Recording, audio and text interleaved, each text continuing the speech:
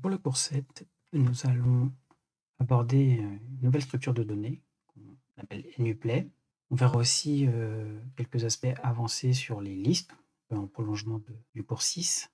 Et finalement, on s'intéressera à un point un peu méthodologique concernant la décomposition de problèmes. Dans le plan du cours, on commencera par les NuPlay, notamment tout ce qui va être leur construction et leur déconstruction. L'utilisation des NuPlay en pratique, notamment des fonctions qui prennent des NuPlay en paramètres, qui retournent des NuPlay, et on verra aussi les listes de NuPlay. Pour compléter le cours sur les listes, on verra aussi deux concepts un peu plus avancés, le principe des fonctions génériques sur les listes, ainsi que la manipulation de listes de listes. Finalement, on traitera donc d'un exemple de décomposition de problème, donc un point de vue plus méthodologique. Alors on va commencer avec les NuPlay. Alors, les NuPlay, c'est une structure de données qui va consister à regrouper des éléments, un nombre n fait à l'avance d'éléments. Pour n, on va dire que c'est un NuPlay en général. En anglais, le mot est tuple.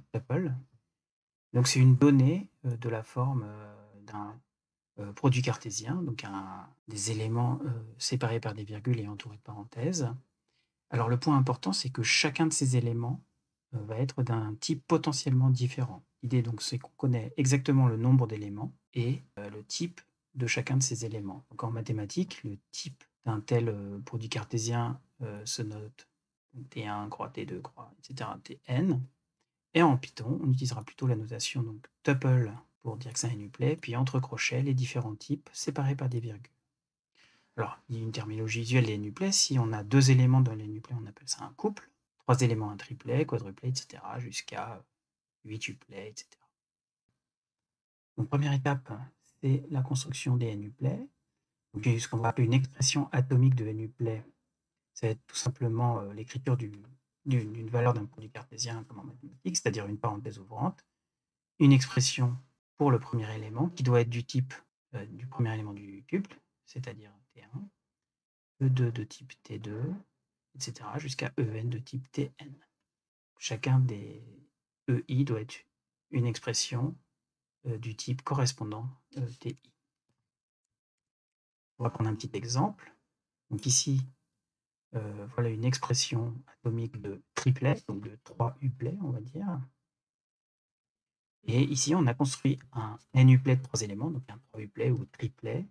Et le type, c'est un tuple, donc, avec le premier élément 1 qui est de type int, le deuxième true qui est de type bool, et le troisième, la chaîne de caractères Blion qui est de type str. Deuxième exemple, ici on a 1, 2, 3, 4, 5 éléments.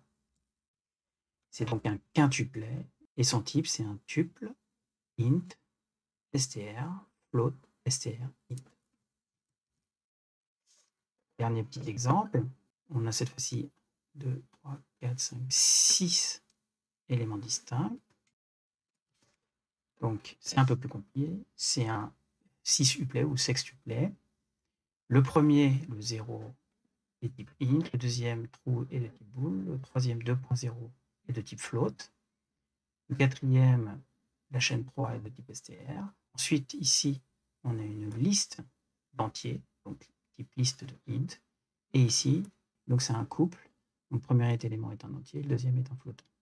Donc, au final, le type de notre information, c'est donc un tuple, int, bool, float, str, list, int, tuple, int. Donc, à retenir, dans le type lui-même, on a l'information du type de chacun des éléments. Il faut faire attention, dans le langage Python, disons, standard ou expert, les NuPlay ne sont pas typés, c'est-à-dire que si on demande le type de chacun des exemples précédents à Python, il dira toujours que c'est juste un NuPlay, débrouillez-vous avec ça. Donc, en Python, c'est au programmeur de faire attention qu'on a bien stocké des éléments corrects, c'est-à-dire que le premier élément est bien du type T1, deuxième T2, etc., jusqu'au type Tn dans une expression de type tuple, T1, T2, Tn. Alors, ce sera important quand on utilise Mister Python en mode étudiant, le type des NuPlay est vérifié et les erreurs sont retournées. La construction, on prend les éléments, on les range dans un NuPlay. La déconstruction, c'est l'opération inverse.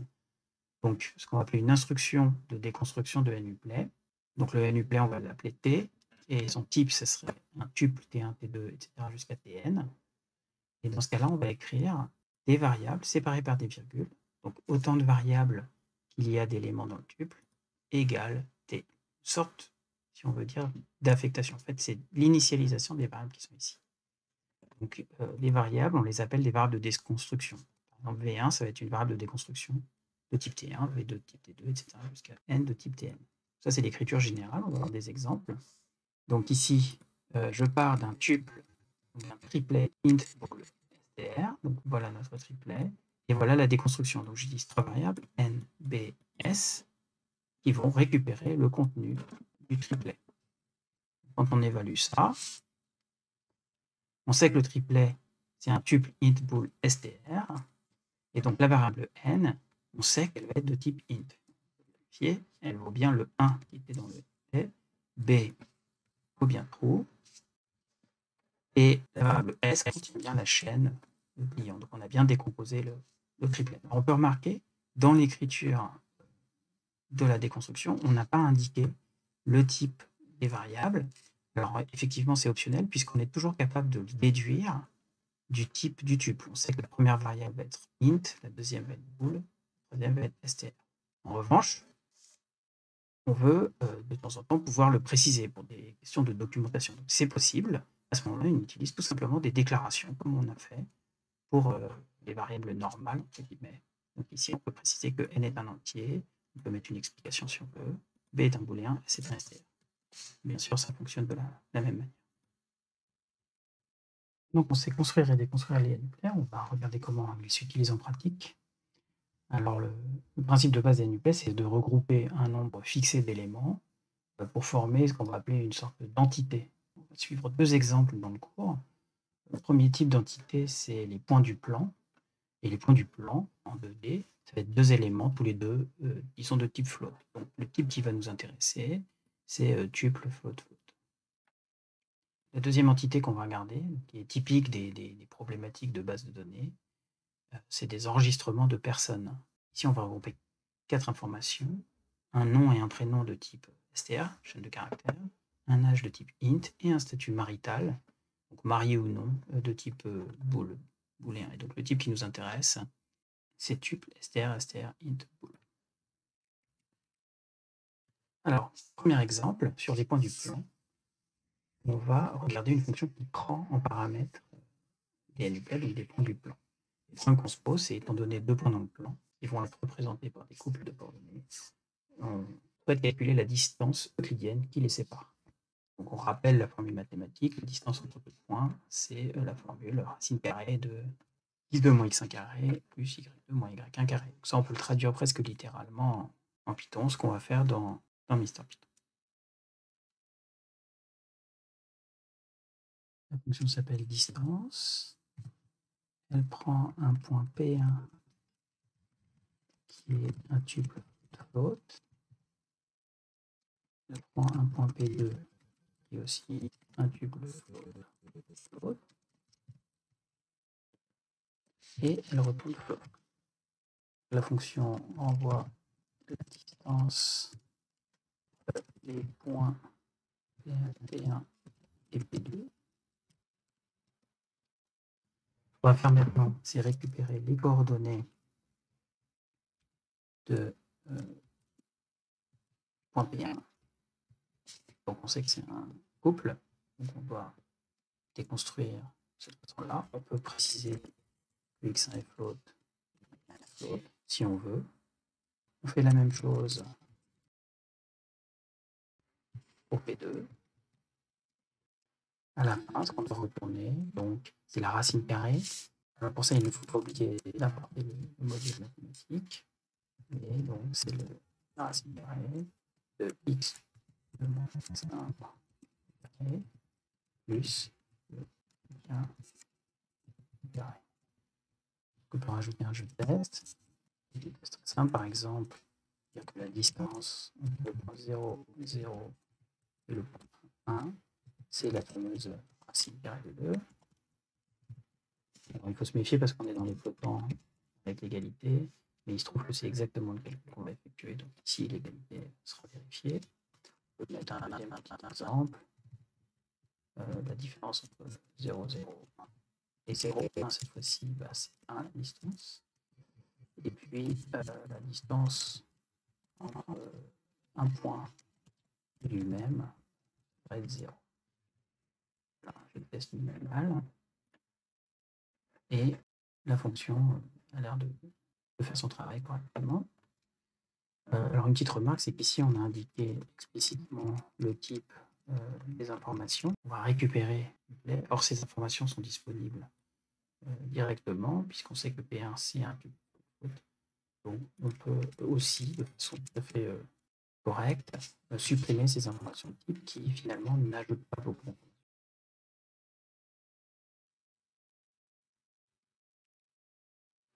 Alors, notre solution de la distance euclidienne est correcte, mais on peut encore améliorer sa lisibilité en utilisant un alias de type. L'idée, c'est que les types avec les constructions de NUPLAY, les listes, etc., peuvent devenir assez compliqués. Et donc, de temps en temps, on voudrait pouvoir donner un nom plus descriptif à un type compliqué.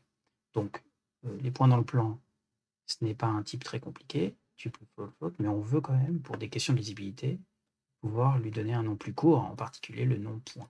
Alors pour ça, on utilise un alias de type, qui est toujours de la forme le nom de l'alias, et ensuite le symbole d'égalité, et le type qui nous intéresse. Donc, par exemple, pour les points, on va dire que le nom c'est point, avec P majuscule, et ce type, alors c'est pas un type, c'est un alias de type, il est égal, il est défini par un tuple float. Donc il y a une sorte d'équivalence entre le type point et le type tuple float. Ce qui fait que partout où on veut indiquer des points dans le plan, on va pouvoir utiliser le nom de type point plutôt que l'écriture directement du contenu d'un point. Donc par exemple, on peut déclarer une variable de type point en utilisant directement la notation avec les tuples. C'est une première possibilité. Ou alternativement, maintenant qu'on a défini l'alias de type, utiliser le nom point. Donc on n'a plus besoin vraiment de décrire quel est le rôle de la variable, puisque l'alias de type est assez descriptif. Alors pour revenir à notre fonction distance, on peut donc encore l'améliorer avec un alias de type. Donc on va définir un alias de type qui est un tuple float. Et puis ça nous permet de dire que P1 finalement c'est un point. C'est une information plus intéressante. Et P2 est un point aussi. Voilà, donc on a une meilleure spécification, plus lisible, puisqu'on a dit que P1 et P2 étaient directement des points. Et si on veut savoir qu'est-ce qu'un point, on va regarder l'alias de type qui est donné ci-dessus. Voilà, on peut dire que là, c'est un peu la meilleure version de notre fonction distance. On va prendre maintenant un deuxième exemple. Donc cet exemple, c'est l'enregistrement de personnes. Donc cette fois-ci, l'information qu'on manipule, c'est des NUPLAY ou des quadruplets str, str, int, bool. Et on va encore une fois définir un alias de type. On dit que le type, l'alias de type personne, c'est défini comme ce tuple-là. Et à partir de maintenant, quand on veut manipuler des personnes, plutôt que de toujours indiquer l'expression de type tuple assez compliquée, on peut utiliser l'expression d'alias personne. Donc on va prendre un premier exemple. On veut définir une fonction qui va indiquer si une personne est majeure, c'est-à-dire qu'il y a plus de 18 ans, dans un enregistrement de personnes. Voilà deux exemples. Cette personne a 17 ans et donc elle n'est pas majeure. Cette personne a 79 ans, donc elle est majeure, simplement. Donc on va définir nous-mêmes la fonction.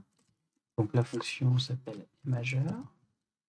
Elle prend en paramètre une personne, donc de type personne, et elle va retourner un booléen qui indique si la personne est majeure ou pas. Ou si la personne est majeure. Alors, qu'on va faire tout simplement, c'est récupérer les informations de la personne. Pour ça, on utilise l'instruction de déconstruction. Alors, on peut peut-être rappeler que les personnes, en fait, c'est tuple str, equal. Donc, on peut dire, par exemple, que le nom, le prénom, l'âge du marital est récupéré depuis la personne. J'ai plus besoin vraiment de mon rappel, voilà. Et normalement, si tout se passe bien, j'ai l'âge de la personne. Donc, il suffit de vérifier que l'âge soit supérieur ou égal à 18. On peut rajouter un petit jeu de test. Donc, nos deux exemples, on va regarder si ça passe. Oui, les tests passent. Alors, on peut trouver que ce programme est un petit peu trop concis. On aimerait bien quand même rappeler le type de l'âge.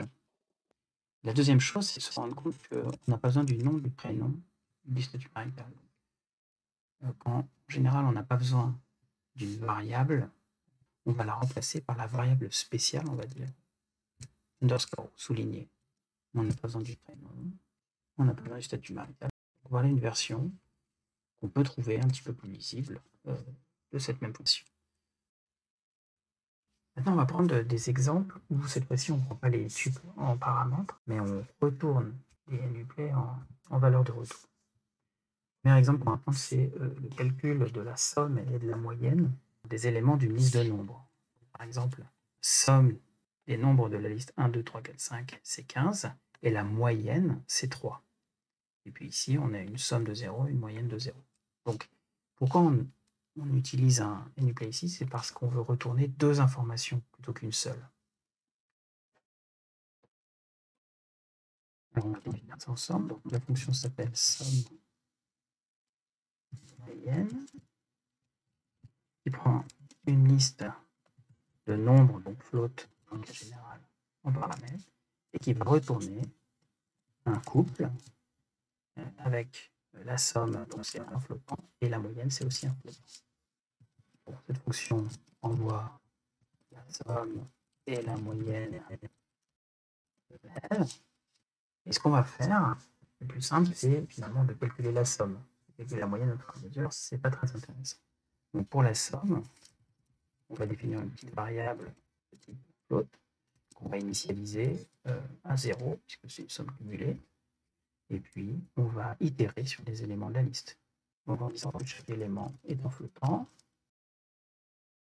Pour x in L, S égale S plus X. Arrivé en sortie de boucle, on a la somme, et puis pour obtenir la moyenne, il suffit de diviser par le nombre d'éléments de la liste. Donc on peut tout simplement retourner le couple formé de la somme et de la somme divisée par la longueur de la liste, en division flottante, bien sûr. On a notre jeu de test qui passe bien. Donc cette fonction marche bien. Petite nouveauté, hein, c'était le type de retour qui est lui-même un tuple. Sur les personnes, on va regarder un deuxième exemple qui cette fois-ci produit un nuplé en retour, et ça va être le mariage d'une personne. Donc, une personne qui n'est pas mariée va devenir mariée. Donc, par exemple, la personne qui n'était pas mariée parce que son statut marital était faux, pas mariée, false, va devenir mariée avec tout. Et personne déjà mariée, bah, bien sûr, va changer de statut marital. La fonction s'appelle mariage. Elle prend toujours une personne en paramètre, mais elle va retourner également une personne en sortie. Alors, qu'est-ce qu'on va faire? Bien, on va d'abord récupérer les différentes informations de la personne. J'ai besoin du nom, du prénom, de l'âge, du statut marital. Et je dois retourner d'une certaine façon une nouvelle personne. Et cette personne a les mêmes informations que la personne qui est passée en paramètre, mais pour laquelle on va mettre le statut marital à true. Regardez maintenant le test, et le jeu de test passe. Alors, encore une fois, on peut améliorer un petit peu notre programme, se rendre compte notamment que nous n'avons pas besoin du statut marital, qu'on remplace par la variable spéciale, et c'est optionnel, on n'est pas obligé de le faire, mais ça peut être rassurant d'une certaine façon de se dire qu'on maîtrise bien le nom de la personne qui est une chaîne de caractères, le prénom, une chaîne de caractères, et l'âge, et un entier. Ces annotations sont optionnelles. Donc à retenir, quand on veut modifier une personne, l'idée, c'est un peu comme ce qu'on a fait jusqu'à présent avec les chaînes et les listes, c'est de reconstruire une personne avec les bonnes informations et en recopiant les informations qui étaient disponibles.